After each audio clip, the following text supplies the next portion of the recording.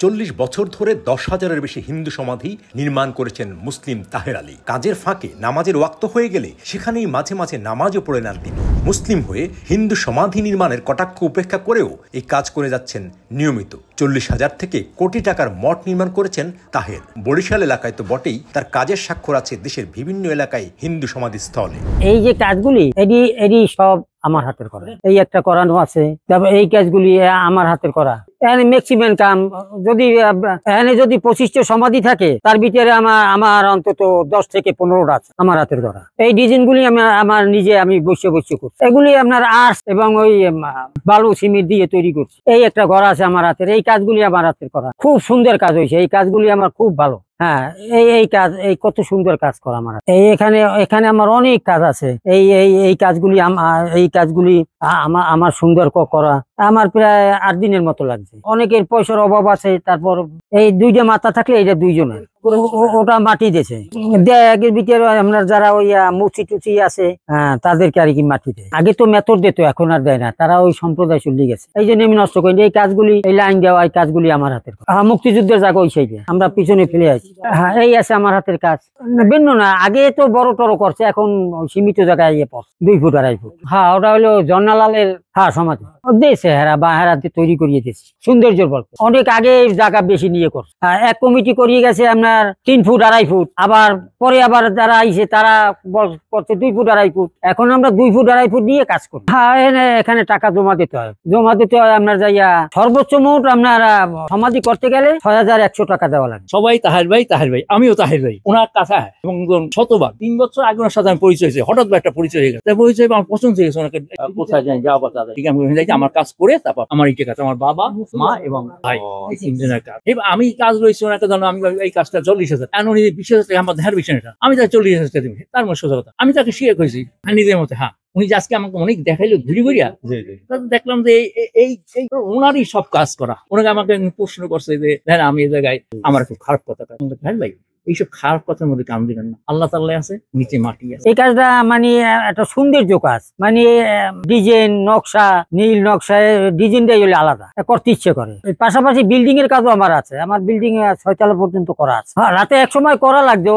হ্যাঁ, অনেক আগে তখন সিটি বাতির ভিতরে ছিল না। এই সময় তো মাটির সমাধি বেশি। এই নির্মাণ কাজগুলা প্রায় 15-20 বছর তৈরি করেছে। আগে তো ছোট ছোট বানাইতাম, 100-150 ইটের কাজ। এখন তো ব্যয়বহুল কাজ হয়। না, আমি অত পর্যন্ত শ্মশানে কিছু দিইনি। না, আমার ভয়ও লাগে না। ওই তো কাল রাত্র 10টা 10:30 পর্যন্ত এর ভিতরে। এখানে এই এলাকার পোলাপানি থাকে প্রায় রাত্র 10টা-11টা তরিক থাকে। জায়গা সীমিত হয়েছে, এই জন্য ওই পাইপের ব্যবস্থা করি আমরা। 6 ইঞ্চি 4 ইঞ্চি এই পাইপ গুলো দিয়ে রাখি ভবিষ্যৎ প্রজন্মের জন্য। ওই পাইপে হস্তি রাখতে ওই সমাধির মধ্যে আমরা ফিট করে দিই।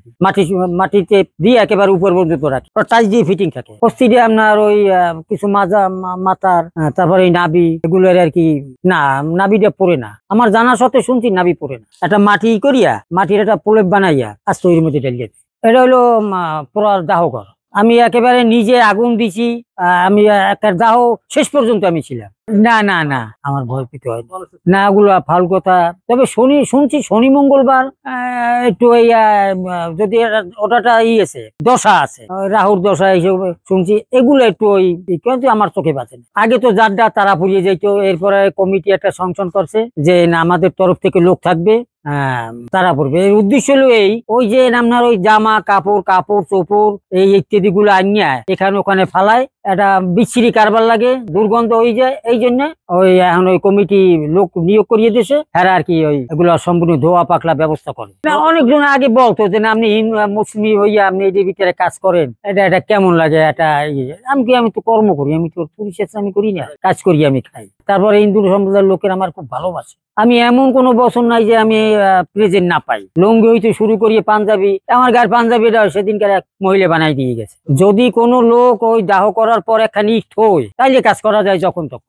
হচ্ছির উপরে একখানে ইট হবে, তার সামর্থ্য নইলে সাথে সাথে কাজ করায়। কেউ 1 বছর 2 বছর 5 বছর করায়। এখানে এই পাইপের ব্যবস্থা করা আছে। এই পাইপের ভিতরে প্রথমে যদি কেউ মারা যায়, তাহলে পাইপে এখানে অস্থি রাখা হয়। এই পাইপের ভিতরে অস্থি দিয়ে পাইপে রাখিয়ে দেয়। আর এই মঠ শুধু একটাই থাকবে। একটার ভিতরে ধরেন তারা 5-7 জন ফ্যামিলি থাকলে একজন মারা গেলে ওই অস্থিটা নিয়ে এই জায়গায় রাখতে পারবে। নিয়ম বলতে না, এদের কাছে নিয়ম থাকতে পারে, এগো নিয়ম আছে, এরা প্রজন্মে এটা করতে আর সবাই লেভেল যার যতটুকু সমর্থ শেষ হয়ে সেই জন্য করবে। জায়গার কম, এই কারণে ওই ব্যবস্থাটা নেওয়া হয়েছে। দুইটা এই যে নেম প্লেট একটা নাম আছে, এই ছবি একটা আছে, এই জায়গা তো দুইটা আছে, এরকম 2টা 4টা, এই জায়গা যেমন আছে এই 1টা 2টা, এই তো ছবি লাগাই দিতাম, একটা আছে এই জায়গায়। এবার এইটার ভিতরেও একটা আছে, আবার ওই পাইপ রেখে দিয়েছে ওটার ভিতরেও, এরকম প্রত্যেকটার ভিতরে এরকম করাই আছে।